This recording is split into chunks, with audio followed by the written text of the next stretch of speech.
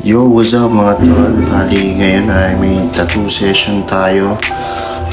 Client from Mandaluyong yung mga tol. Bali, nakaset up na ako niyan.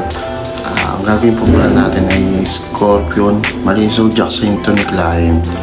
Tapos lalagyan natin sa taas ng birthday niya. Bali, ginawa ko muna, naglinya muna ako ng manipis para kahit mabura yung stencil, di ako mawawala sa mga lines. Sa part na yan, na-shadingan ko na yung ibang part. Bali, ang gamit ko dyan is 9RM para sa shading. Sa lining naman, ang gamit ko is 3RL. Tapos sa shading na details, ang ginagamit ko 7M1. Ang gamit ko nga pala na ink dito is Allegory Black.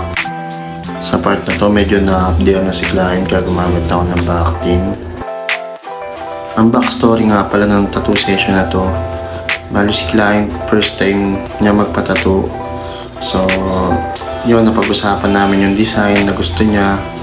Actually, hindi yun yung gusto niya, yung unang gusto niya na design. Buti na kumbinsi ko siya na palitan. Kasi minsan may mga design na parang mukha siyang maganda tignan pero hindi siya ganun ka-appealing pag nilagay na sa balat. May mga ganung design na akala natin okay siya, maganda siya, pero pag kinuha siyang tattoo o nilapat sa balat yung design, hindi siya ganun ka-appealing. Saka mas naganda na ako sa design na to kasi may pagka-hyperrealism siya na actually gusto ko rin itry na gawin din. Saka natuwa rin ako kay client kasi galing pa siya sa malayong lugar, talagang sinadya niya pumunta dito sa lugar natin. Patapos na nga pala ako sa Scorpion sa part na to. At ngayon natapos ko na yung Scorpion. Bali, lalagyan ko na lang ng date sa taas, saka highlights.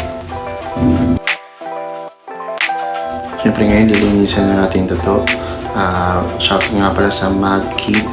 Bali, isa tayo sa sponsored artist ng Mad Kid. Sobrang ganda niyang gamitin. Recommended siya sa mga katulad ko ng mga tattoo artist din.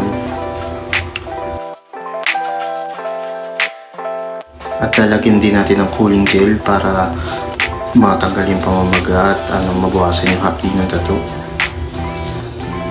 At yan, natapos na natin ang tattoo natin. Ito na po yung finished product.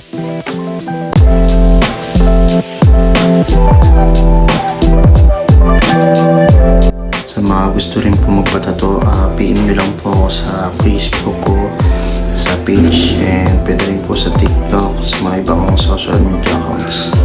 Yun lang po. Maraming salamat, mga bossing. Thank you.